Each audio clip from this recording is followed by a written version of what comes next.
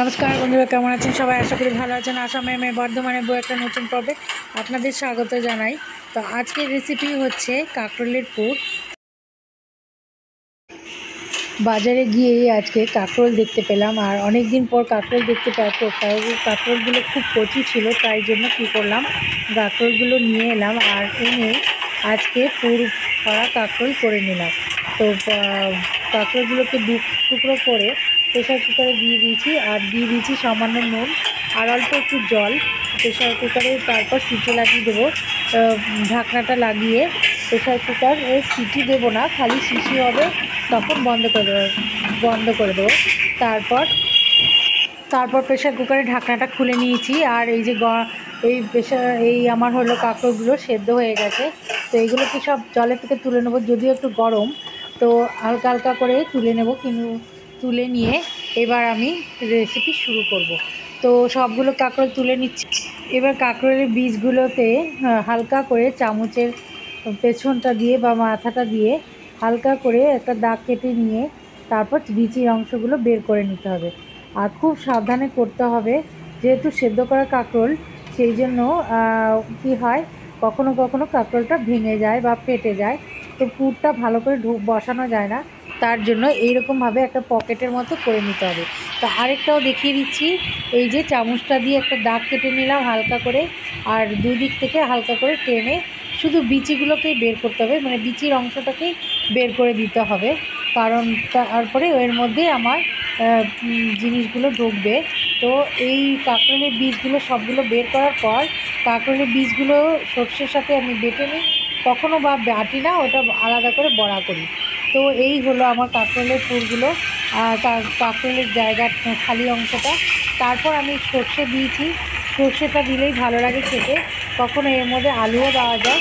তো আমি শুধু সর্ষে একটুখানি তেলের মধ্যে ভেজে নিচ্ছি,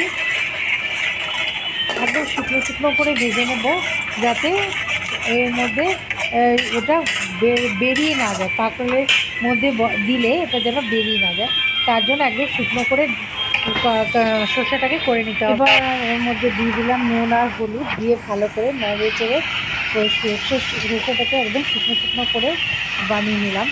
আর এটা হয়ে যাওয়ার পর তারপর আমি আবার বানালাম আলু দিয়ে। তো পেঁয়াজ দিলাম, তেলের মধ্যে পেঁয়াজ দিয়ে দিলাম, আর দিয়ে দিলাম একটুখানি লঙ্কার গুঁড়ো, আর তারপর দিয়ে দিলাম আলুগুলোকে, সেদ্ধ আলু করে রেখেছিলাম, আর সেটাকে চটকে ওর মধ্যে আলুটাকে দিয়ে দিলাম। এই যে মেখে রেখেছি আলুটাকে, এটা দিয়ে পেঁয়াজটা দিয়ে ওর মধ্যে আলুটাকে ভেজে নেব।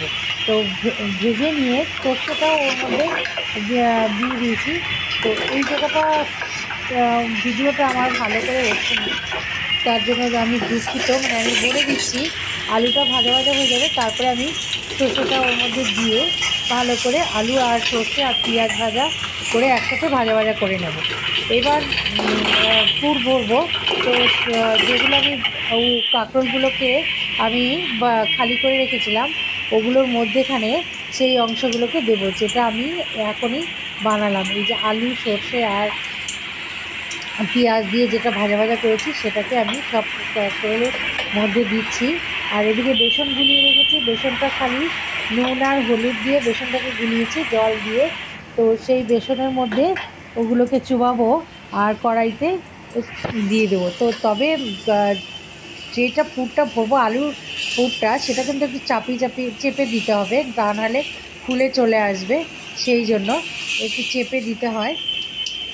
আর বিচিগুলো এর মধ্যে দিয়ে দেওয়া যায়, কিন্তু আমি বিচিগুলো দিইনি, কারণ আমি বিচিগুলো বেসনে ভেজে খাবো বলে, তাই জন্য। আর এই আমি ভাজা করে নিয়েছি। এই জায়গায় কয়েকটা ক্লিপ আমার আসেনি, তো মানে কী বলবো, আর সেই জন্য আমি যেমন তেলে ভাজে তেমনি করে ভেজে নিয়েছি। বন্ধুরা, আশা করি ভালো লেগেছে আমার ভিডিওটা। তো তোমরা বানিয়ে দেখবে, আর কমেন্টসে অবশ্যই জানাবে যে কেমন লাগলো তোমাদের।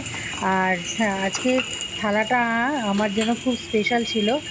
তো কি ছিল সেটা দেখাচ্ছি। তবে যারা নতুন বন্ধু আছো, তারা অবশ্যই লাইক করে আমাকে সাবস্ক্রাইব করে দেবে আমার চ্যানেলটা। আর এই হচ্ছে থালা, ভেন্ডি ভাজা, উচ্ছে আলু ভাজা, আর এখানে তরকারি, আর এটা হচ্ছে বাঁধাকপি। এই হচ্ছিল হলো আমার স্পেশাল খাওয়া মেনু, আর সঙ্গে লঙ্কা ভাজা আর তেল আর শুকনো লঙ্কা কাঁচা লঙ্কা। ভালো লাগলে অবশ্যই লাইক করো। দেখা হবে নেক্সট ভিডিওতে।